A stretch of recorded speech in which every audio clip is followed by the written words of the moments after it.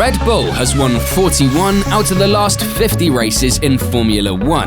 Verstappen takes the lead. He takes victory. Max Verstappen leads the World Championship. Yet, if you look at any of the race highlights, you'll barely even see a Red Bull. Can you imagine any other sport, football for example, where Messi would win the World Cup but barely be shown on screen, with fans' attention being on teams battling for third and fourth place? Sounds absolutely ridiculous, right? Yet, that's exactly what's happening in Formula One, and what's been happening for the last 2 seasons. So, what's truly happening here? And what effects is it having on the business of Formula One? Why does this keep happening to our beloved sport? And most importantly, how can this be fixed? This is the story of how Red Bull is single-handedly killing Formula One. Gentlemen, a short view back to the past. Red Bull's first involvement in Formula One can be traced back to 1995, when it sponsored the Sauber team. The Red Bull racing team joined the grid in 2005 after taking over Jaguar, and the rest is history. A key move from this year was Red Bull hiring the highly regarded and already successful technical director Adrian Newey. More on him later. After a few slow years, they got their act together, and by 2010 had a car good enough to win a world championship. In fact, they won both the Constructors' and Drivers' Championships that year. And then they did it again the next year, and again, and again. By the end of 2013, they had won the double 4 years straight with Adrian Newey designed cars and Sebastian Vettel at the wheel. But when the regulations changed in 2014, binning the naturally aspirated V8 engines and introducing the V6 turbo hybrid power units, everything changed for the Milton Keynes-based squad. Their dominance ended, and they struggled to fight for race wins consistently, placing the blame mostly on the underpowered Renault hybrid unit that was powering their cars. But after 7 very long years, everything changed in 2021. The 2021 season was one for the ages, one to tell your grandkids about. One with an ending so controversial, it made Senna and Prost's 1989 Suzuka fiasco look timid in comparison. So what exactly led to this, and how did it shape F1 today? Well, the 21 season featured one of the most dramatic, hard-fought, impressive, jaw-dropping and intense title fights in Formula One history. Maybe even the most intense ever. Lewis Hamilton and Max Verstappen's battle helped Formula One explode in popularity around the globe, with viewership figures, interest and general awareness of F1 skyrocketing. With the help of Drive to Survive on Netflix, F1 was having the time of its life. This was all well and good, but there was one big downside. Nobody told F1's new fans that this year was unique, it was special, and as much as we'd like it to be, it wasn't the norm. Now, you might be thinking, how did Red Bull close the gap in 2021? With Mercedes being the dominant force from 2014 through 2020, Red Bull had a lot of catching up to do. And while they did work tirelessly on their design, engineering and testing, it just wasn't enough to take on the Silver Arrows. That was until the FIA and F1 stepped in and delivered a deadly blow for Team Toto. A new regulation, as small as it may have seemed on paper, totally turned the tables in terms of competitiveness for the 21 season. It changed the rules surrounding the car's floors, with the aim of cutting downforce by around 10% to make the cars slower. To get technical for a minute, they made teams create a diagonal cutout in the floor ahead of the rear tire, reduce the width of the rear brake duct winglets, and reduce the height of the strakes in the diffuser. Simply put, these changes hurt the cars that were designed with a low rake philosophy, namely the Mercedes, and favored the cars with a high rake design, namely the Red Bull. Sound controversial yet? What came from this was a Mercedes and a Red Bull car that matched each other's pace at virtually every track, creating the insanely dramatic season that ended up giving Max Verstappen his first F1 World Championship. But the real winner was F1. Their total TV audiences for 2021 was 1.55 billion. Yes, billion, which was a 4% increase from the previous year.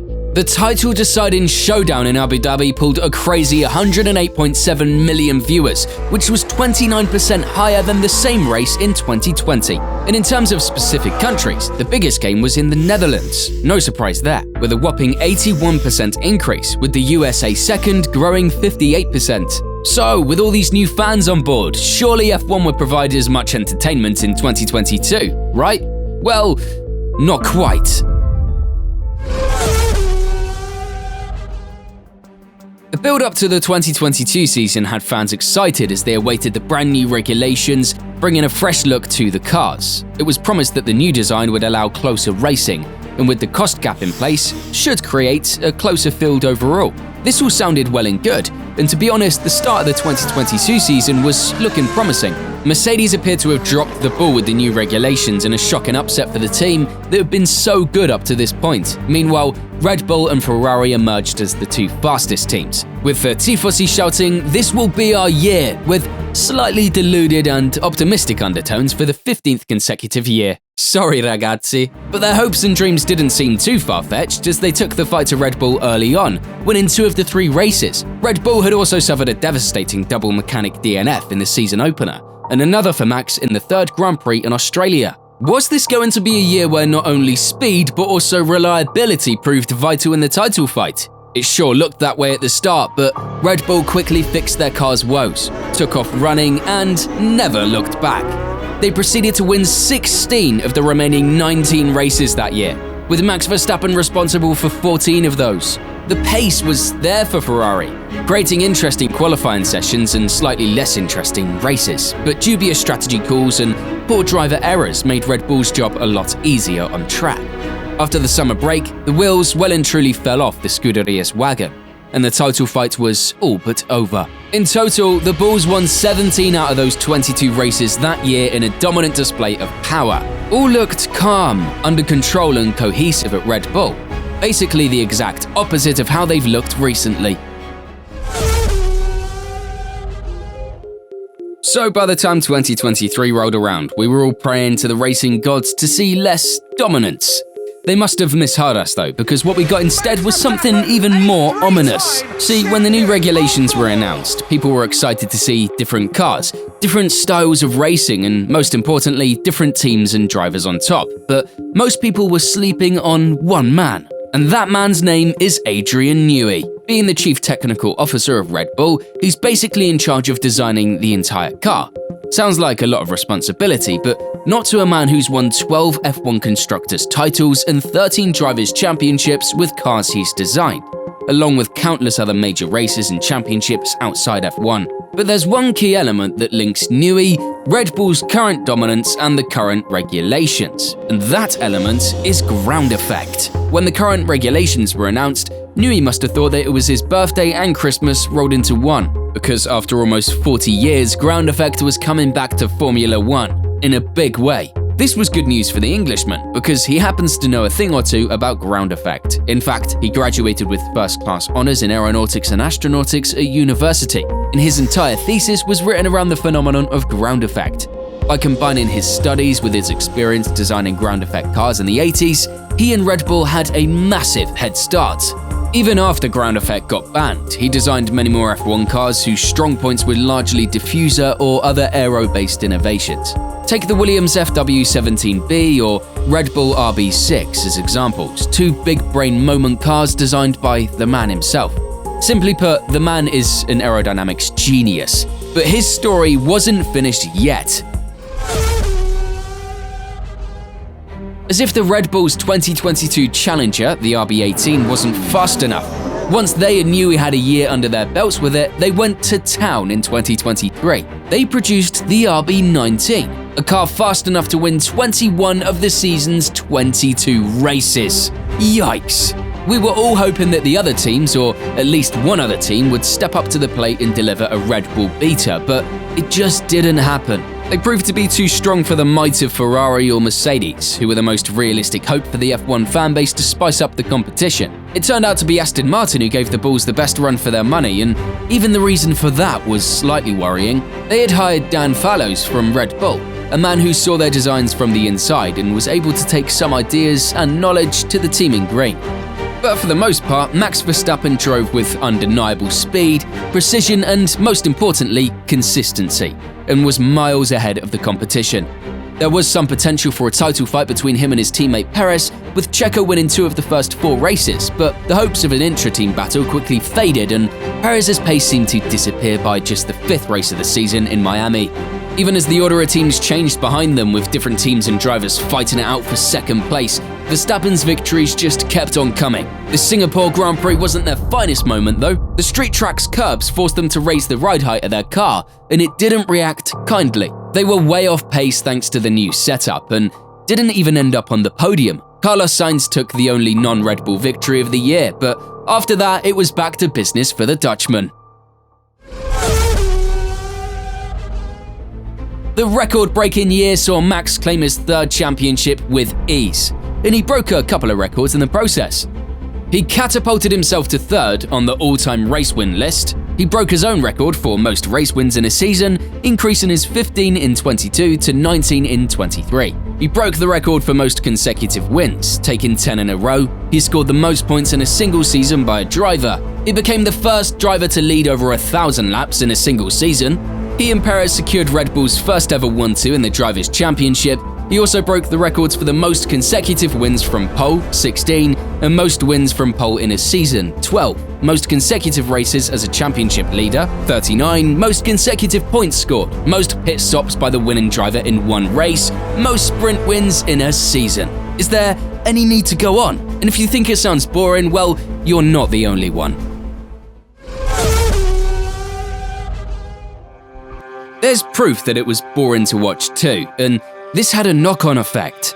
F1 fans voted with their wallets, eyes, time, and whatever other things F1 had a chokehold on over the past few years. See, the viewership figures and general interest in F1 took a huge fall during 2023. People started to say, wait a minute, this isn't as exciting as the 2021 season or Drive to Survive or the 2022 season, and that wasn't even that exciting anyway. There had been dominance before, but it was never this bad. In the United States, for example, the average TV viewership figure dropped 8% in 2022.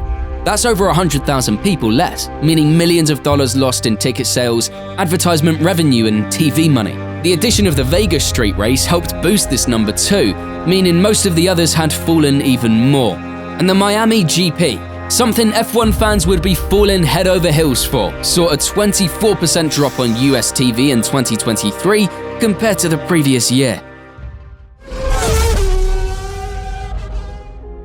But F1 and its fans have one thing in common. Both want to see a tighter grid in 2024. Red Bull might have pulled a blinder and created a car that's even faster than its predecessor, but is it as reliable? And while it's not a huge surprise that they've made improvements in pace, the way that they've done it is pretty crazy. They've gone in a different direction with their car's side pods, a move that raised questions in the pre-season. We've wondered if they were taking a massive risk and if this decision was going to lead to complications, them losing their spot at the front of the grid. And we still aren't sure of the answer. In the Australian Grand Prix, we watched as Verstappen's rear right brake began to fail just 2 laps in, leading to a devastating DNF and handing the lead and eventual win to Ferrari's Carlos Sainz. So at this point, just 4 races into the record-breaking 24, F1 has given us a glimmer of hope. Who knows how long it will last, but at least right now, we're not confident of who will be lifting the trophies come December. Maybe they've traded being a source of reliable cars to a reliable source of controversy. Look, we all love Formula 1, but if we're being real, sometimes we ask ourselves, why do I love it? Do I still love it? Why am I still watching it? Any seasons like 2023 are to blame for us questioning our interests in this series. The lack of a title fight, and even the thought of a battle for the race lead most weekends, leaves a lot to be desired for the current era of F1. We've seen dominance before, namely Schumacher at Ferrari and Hamilton at Mercedes, but none were as pronounced as this. Schumacher had the likes of Häkkinen, Coulthard, Montoya, Barrichello, and even his own brother keeping him honest in that period. Hamilton had Rosberg, Vettel, Ricciardo, Bottas, and Verstappen taking race wins every now and then too. But at the minute, it's all Verstappen. Not even his teammate is coming close. Checo, good job on the straights. But seriously, this whole era of Supermax, when will it end? These past few years have made me hate him. Red Bull, Formula 1, and motorsports in general. Well, maybe that's a touch too far, but you get where I'm coming from. There's no doubt that people are tired of the same old every weekend. Race wins seem predetermined before FP1 even kicks off, and F1 is feeling the effects too. Say a prayer for F1 social media content creators and commentators on your favorite F1 stream who try and keep it interesting and exciting before being slapped with another Sunday afternoon snoozer. It's also apparent that the newcomers to Formula One are discovering that they have an interest in motorsports, not just Formula One. For example, this year's Rolex 24 at Daytona, the IMSA Sports Car Endurance Classic saw its biggest ever crowd. The World Endurance Championships Le Mans 24 Hours sold out every single one of its 325,000 plus tickets months ago. And that race doesn't even take place until June. It's almost as if the racing in both of these series is insanely close, and it goes down to the last lap in almost every race. So it's clear that F1 is losing fans to other series, and that's far from ideal for them. So should F1 look at stepping in to reduce Red Bull's advantage in some way, even if that's against the fairness of the sport? I mean, they could ban Adrian Newey and sabotage their wind tunnel, or take a more realistic approach, like unfreeze the current engine regulations, for example. This would give rivals another area that isn't aero to make gains with to try and close the gap to the Bulls. Should they open up the rulebook to allow more innovation? Or should they call up Bernie and ask him if he still has those sprinklers on order? Because artificial wet races sure would be a quick and easy solution. If you want to learn more about Bernie, the man who literally owned Formula One for decades, click right here. And thank you for watching.